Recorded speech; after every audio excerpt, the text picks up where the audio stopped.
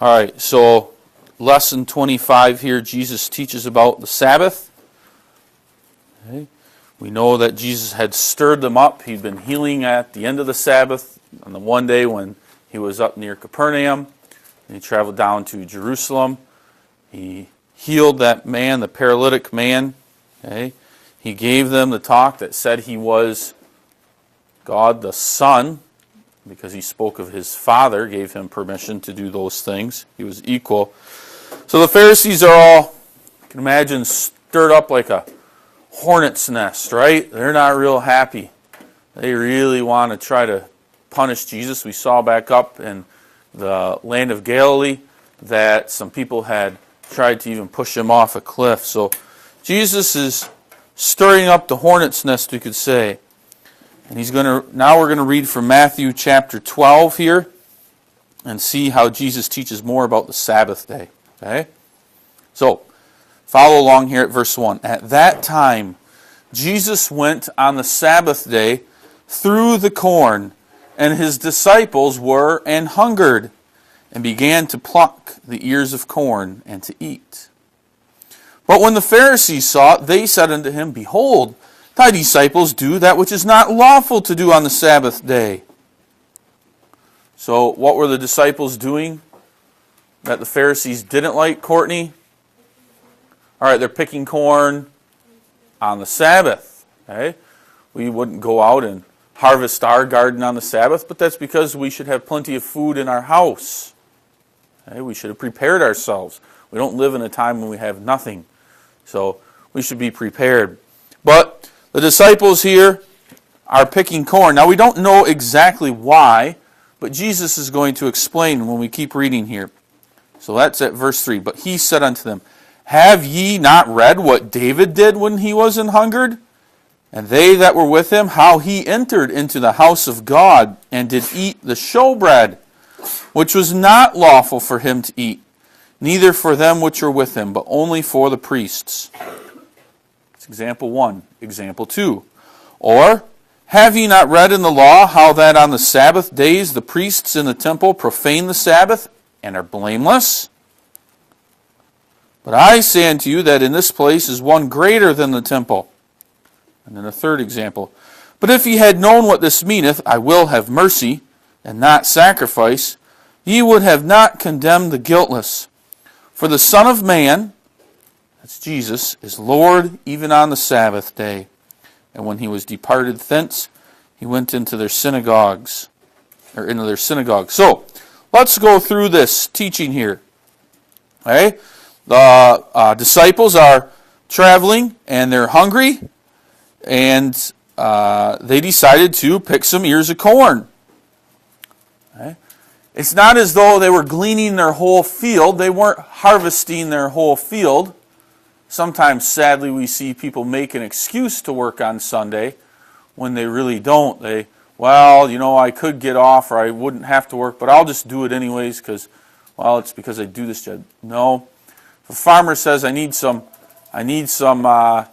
the disciples had said, if I need some corn to eat, I can pluck a few ears of corn and that's enough. But instead, someone would very easily use it as an excuse to, maybe I can go chop down a whole row of corn. Maybe get a little extra work done in addition to my getting some corn to eat. Maybe that's what I'll do. Okay? And so they are not doing that. Okay?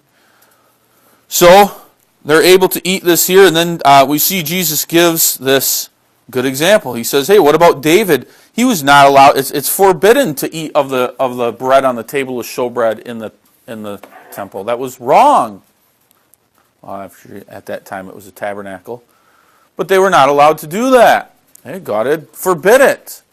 But yet, at this time, because David and his men were fleeing from Saul, they had no food with them, they were hungry to the point of fainting, and then Saul would get them, they were allowed to eat that bread off the table of showbread. So that's an example that Jesus gives here. Okay?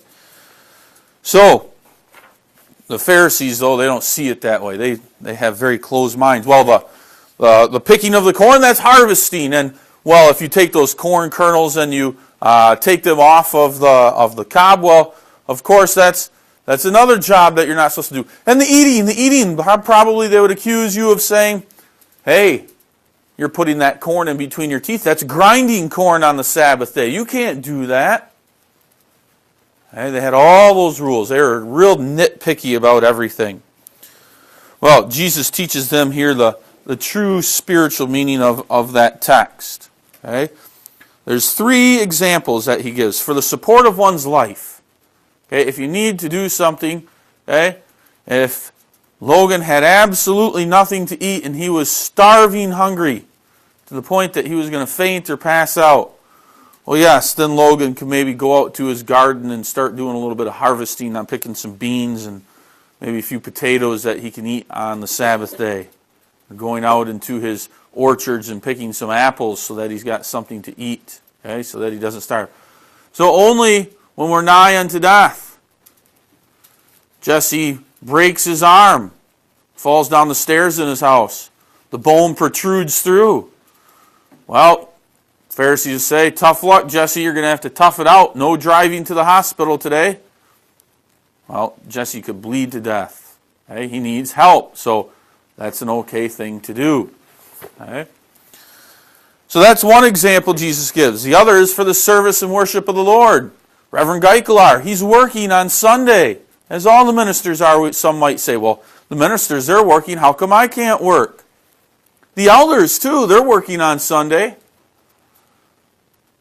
They're working, okay, in a sense, and they're working for the Lord. So it's a totally different sense than me working here at school or Dad going off to the workplace. Totally different sense here. Okay, and finally, the third example that we give there is for the service of mercy. Jesus quoted from the Old Testament, caring for the sick, okay, giving to the poor, cheering the sad, helping those. So the healing that Jesus was doing was acts of mercy. He could do that on the Sabbath day. Okay? That's why if someone is a nurse, yes, we need nurses in the hospital. Okay? Now, it would be wise for the nurse or the person who takes a job as a nurse to, maybe they can trade their days. Maybe someone else has the Saturday off, so they trade and they say, hey, I'll work on Saturday if you'll work on Sunday. That would be a good thing to do. Okay? And obviously the farmers, they need to milk their cows or the cows would get sick and die. So we see those examples, and that's what Jesus says here. Okay? But that doesn't mean we push it. Doesn't mean we try to see what we can do. It's probably not real wise if Megan said, well, let's say Megan gets a job working at Piggly Wiggly. It's a good job. She's working in the bakery. We come to see her. Maybe she's making us donuts every day. Whew. That'd be awesome. But she's working in the bakery. She works there Monday through Saturday. Goes there after school. She works in the afternoons, does some work there. And Saturday, maybe she works in the morning.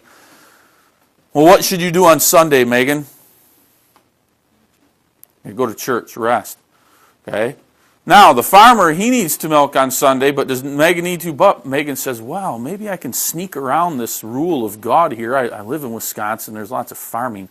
Maybe I'll go milk, but just on Sunday. I make a little extra milk if I just milk on Sunday. I won't milk any of the other days. And of course, if anybody says anything to me, then I say, well, it's got to be done. Well, there's probably other jobs that or other people that probably work at the dairy that could do some working. It's not, Megan doesn't just need to go there on Sunday. Okay? Or same thing, that I'm a nurse. Okay, and I say, well, I'm not going to be a nurse any of the days of the week, but I know that on Sunday special rules are made, so I'll just go work on Sunday. Okay, that would be pushing the envelope. That would be taking the Christian liberty too far. Okay, so it's one thing to do it as your main job every day, but if we try to sneak around the rules and say, well, on Sunday, let's see, no one gets in trouble for milking or being a nurse. So I'll just work on Sunday. That way I can work 7 days a week. The other 6 days, maybe I'll be a carpenter, and on Sunday I'll go be a nurse. Okay? Well, that's probably trying to circumvent God's laws and His rules here. Okay? So that's the point, that we don't try to see what we can do to circumvent God's laws. Okay? So Jesus ends there by telling them, for the Son of Man is the Lord of the Sabbath. Okay? Sabbath is made for God. It's not made for a bunch of rules, thou shalt nots, but rather we should look at it, what can we do? Okay? on Sabbath, on the Sunday, it shouldn't be, well, we can't do anything. Maybe that's sometimes how we view it, but we should view the Sabbath day as what can we do today? Well, I can study God's Word. Well, maybe I could take a little time to go over something like catechism, or maybe I could do some singing to God. Okay? Maybe I could go visit the old and the aged. Maybe that would be a good thing to do. Okay, so maybe I do all of those things. Those are some things that I should probably do. All right, then we get Jesus here. We'll continue on, and we'll read that here.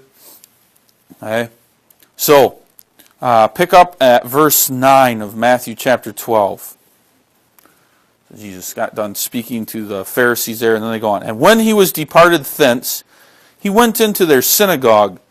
And behold, there was a man which had his hand withered. And they asked him, saying, Is it lawful to heal on the Sabbath days, that they might accuse him? And he said unto them, What man shall there be among you that shall have one sheep? And if it fall into a pit on the Sabbath day, will he not lay hold of it and lift it out? How much then is a man better than a sheep? Wherefore it is lawful to do well on the Sabbath days. Then said he to the man, Stretch forth thine hand. And he stretched it forth, and it was restored whole, like the other. Then the Pharisees went out and held counsel against him, how they might destroy him. So, once again here we see the Jesus is here in the synagogue. He sees a man with a withered hand, and Jesus has just taught us that healing, okay, but Jesus isn't doing just physical healing, but spiritual healing is something that can be done as an act of mercy on the Sabbath day. Okay. So, let's see if we can help. Because the Pharisees, again, here they might say, well, let's go back to Jesse's example. Jesse's bone is protruding out of his arm. He's bleeding. He's going to bleed to death. The Pharisees say, no problem, Jesse. Why don't you, you go ahead and, since it might kill you, well, I guess we'll let you go to the hospital today. Okay. Garrett, on the other hand, okay, Garrett doesn't have anything that's causing any death or anything. Well, let's say Garrett, he trips down the stairs just like Jesse, and maybe he tears or something or hurts a muscle really bad. Okay. Well, they might say, in Garrett's case, the Pharisees say, Garrett, you can probably wait till Monday to go to the doctor. Might as well wait. Okay. So that's why the Pharisees are saying here, well, Jesus, this man with a withered hand, he's not dying or near death, so really you shouldn't heal him. But that's not Jesus' point. Okay.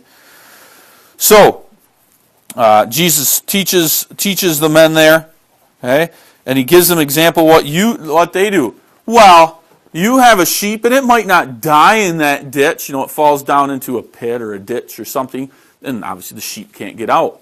Well, what would you do, Pharisees? Well, they would have to honestly answer. They would go down into the pit and haul the sheep out.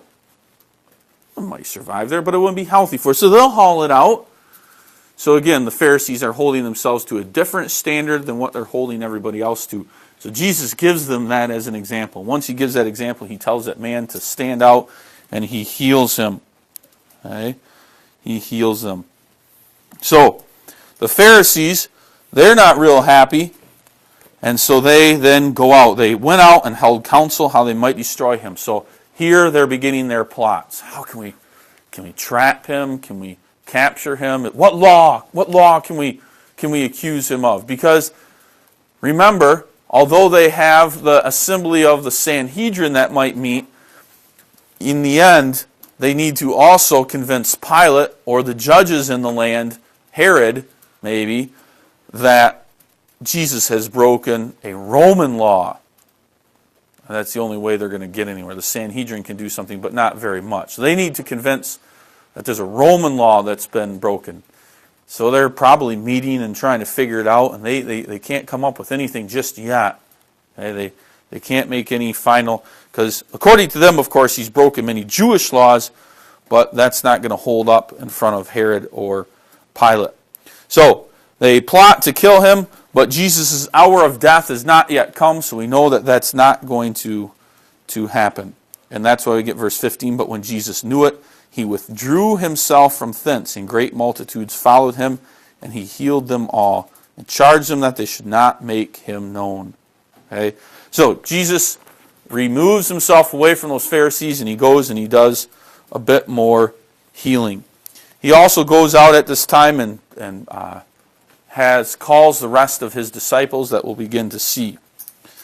Now, I asked some questions here that took some pretty good contemplation. The first one was to read John here, chapter 5, verses 46 and 47. And then I asked you to explain what Jesus was saying in your own words and tell me how this verse shows why God doesn't need to do miracles anymore today. So we're seeing all these miracles being done. What'd you have there, Jesse? Try to summarize what you put there. Say that again. Okay. We're taught. Where are we taught from? Oh, faith. Okay. We have the Bible and other records. We have all the stories. Okay.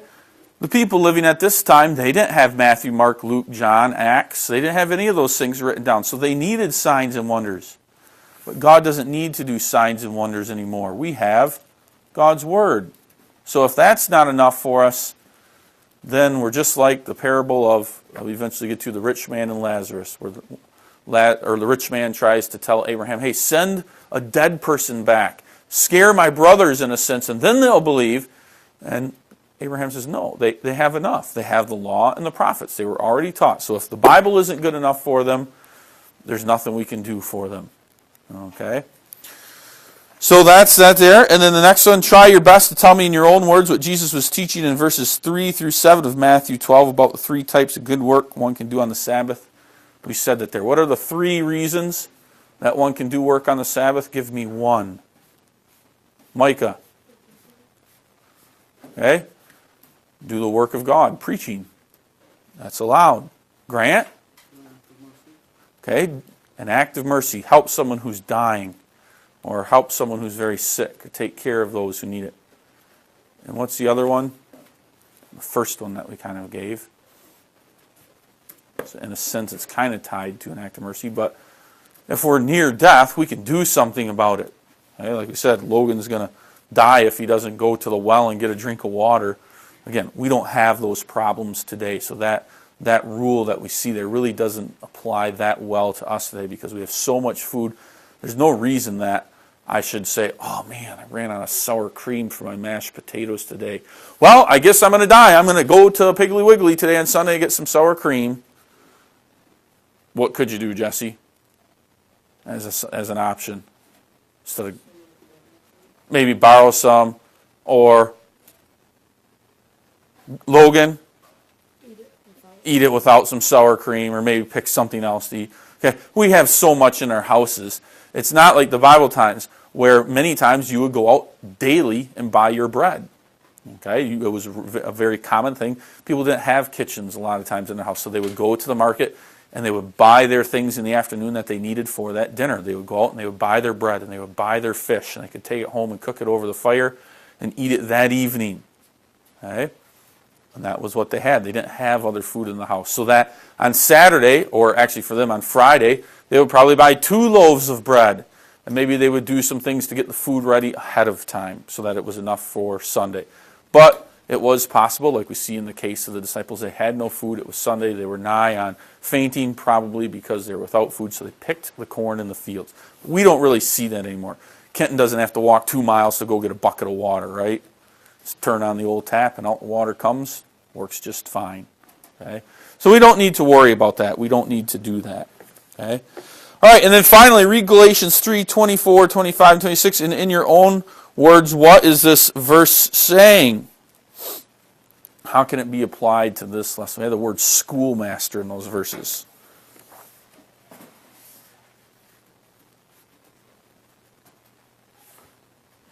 What'd you think there, Megan?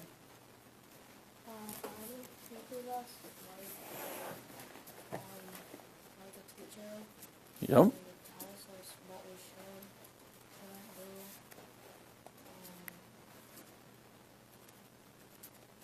Yes, keep going. You're doing good. All right. So Jesus is teaching here in Galatians chapter 3. He says the laws are schoolmaster to bring us to Christ. The Old Testament laws. Sacrificing was a schoolmaster. It brought the people to Christ, to that sacrifice, so that they saw that beautiful picture of the lamb on the altar. Well, when Jesus came, he's doing away with that schoolmaster. We don't need those old laws and those rules anymore. Okay? That's why verse 25 says, but after that, faith has come, and we are no longer under a schoolmaster. So, Jesus freed us from that schoolmaster, those old laws. The schoolmaster is the Old Testament laws. He's freed us from that. We don't need to worry about them. Doesn't mean that we can just, now we can do whatever we want on Sunday because we know so much. No, we still love God and His laws on the Sabbath day, and we observe them. Okay? We can set it aside as a day of rest. But all right, so Jesus there has now taught us about the Sabbath.